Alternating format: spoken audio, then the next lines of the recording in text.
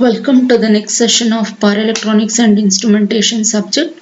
We were discussing with the fourth module called Digital Voltmeters. And in the previous session, we were discussing with the ramp technique of DVM. And in order to overcome the drawback of ramp type of DVM, we are moving on to the next type called as dual slope integrating type of DVM. Now in today's session we will discuss with this dual slope integrating type of DVM and direct compensation type.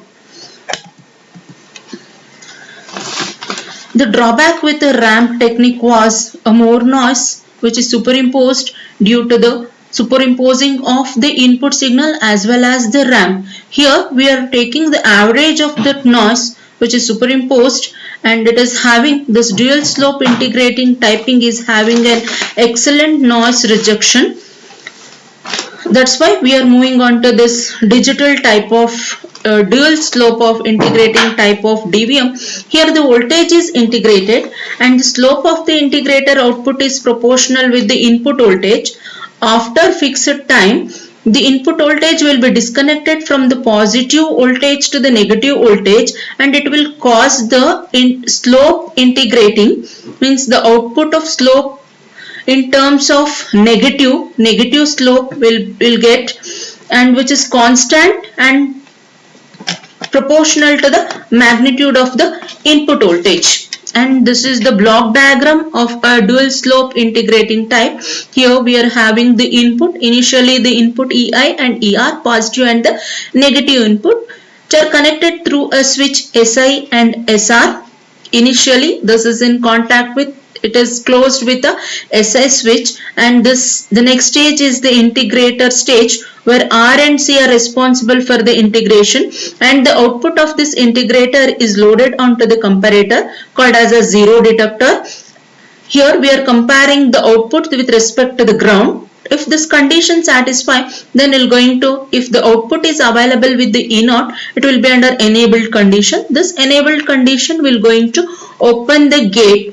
If the condition is matched with the ground value, if this output is matches with the ground or the reference, then automatically the output of the comparator is disabled. This is used to close the gate. Here once again the gate concept has been implemented.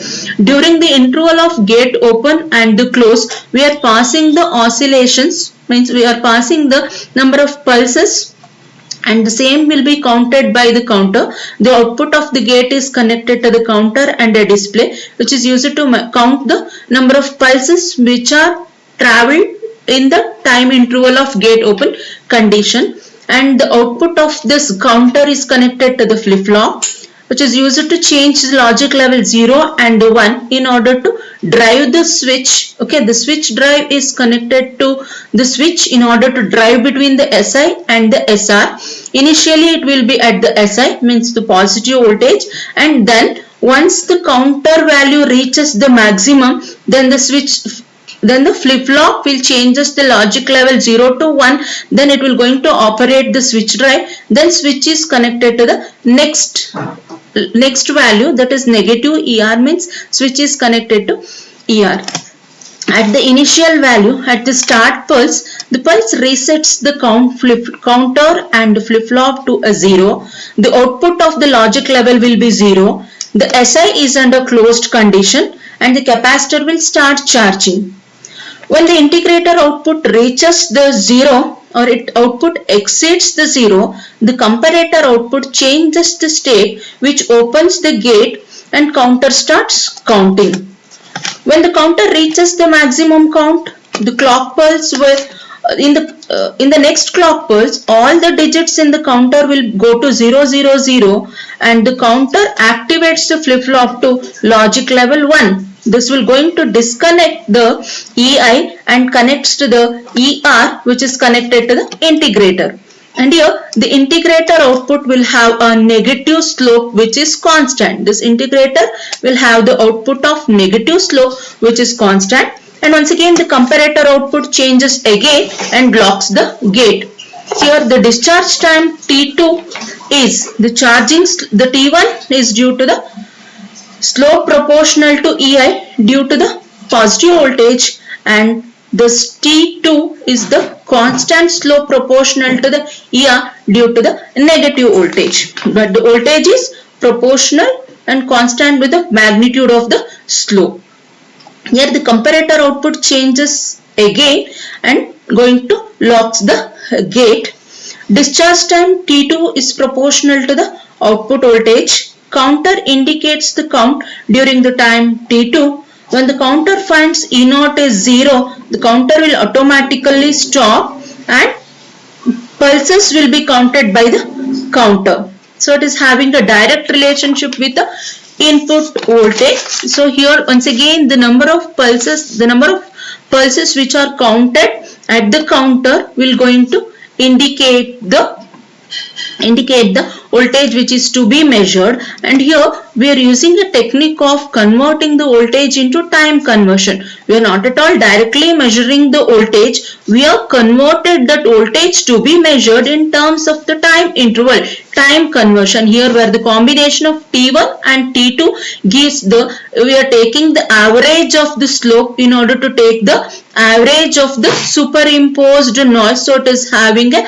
excellent noise rejection.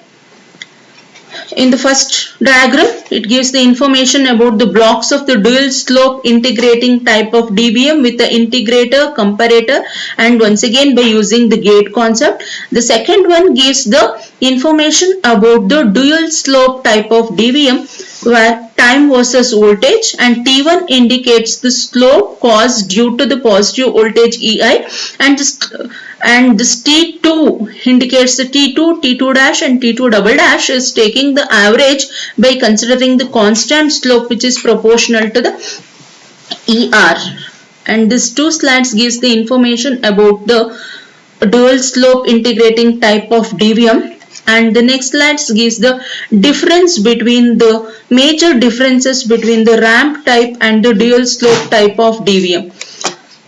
Here I have listed 6 differences. In that first one, large errors are possible when noise is superimposed on the input signal. Here the errors are large in case of it's mainly due to the superimposing. This is what we were discussing in the ramp type. In order to overcome of this drawback of noise superimposition, we are moving on to the dual slope. It is having an excellent noise rejection because this noise or superimposed AC are averaged out in the process of integration. By using the integration technique, we are taking the average of the superimposed AC over the noise.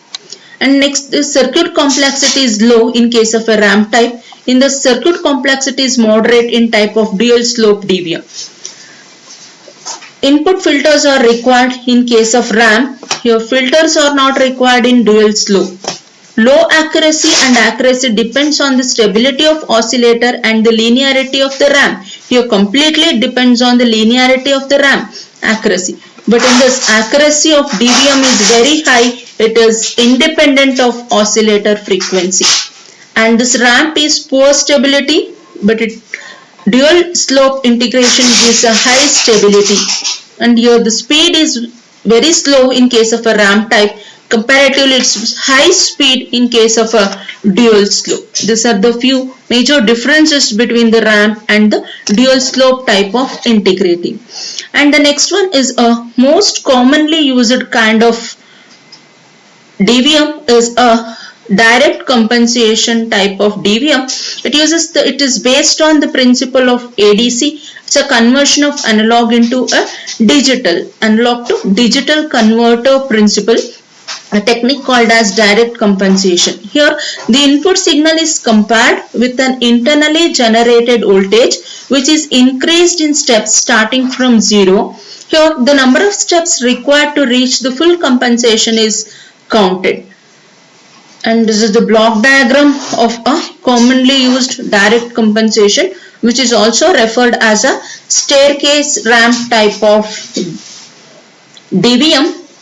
Here it is having internal ADC where digital to analog converter. It operates with the help of reference voltage of plus 5 volts. So this plus 5 volts reference is in contact with ADC. Then the output of DAC is a staircase waveform. we are comparing with the input voltage which is to be measured. Vc indicates the output of the comparator and Vi indicates the input voltage which is to be compared. So we are comparing with respect to a DAC output. Till the condition satisfies, the gate will be under open condition, and once again we are using the same concept of gating. In this we are passing the number of clock pulses. This will be counted by the counter and the same will be displayed by the display. So this gives the information about the staircase waveform. Staircase waveform is the output of the DAC. It will be in the form of staircase varying from 0 to a maximum of depending upon the number of clock pulses, and this Vi is the indication of the input voltage till the DAC reaches the input voltage, till the output of the DAC, that is staircase waveform, reaches the Vi input voltage, the gate will be under enabled condition. Once we start the operation, it is considered as the time interval T1, the gate is under enabled condition, so it is referred as a T1 start. And once the staircase reaches the stair waveform, that is the output from the DAC, reaches the input voltage which is to be measured, then the interval is called as T2, it is considered as the stop. So this indicates the gate open and this indicates the gate close. And coming to the advantages of this staircase is, it's having high input impedance of DAC is very high when the compensation is reached, and clock has no effect on accuracy. Here accuracy depends only on the stability and accuracy of the voltage and the DAC. And the drawbacks, the disadvantages are, until full compensation is reached, the input impedance is low, which influence the accuracy. And here the reading is unstable. It's not a pure DC voltage. Here the input signal is not a pure DC voltage. This direct compensation is also referred as a staircase ramp type of DVM. Here instead of linear ramp, we are using only the staircase. Apart from that, the procedure, the principal operation principle is same. By using a gate concept, we are measuring the interval T1 and T2. During the interval of T1 and T2, we are passing the number of clock pulses which will be counted by the counter. Instead of ramp signal, we are using a staircase kind of ramp, where staircase is the output from the DAC.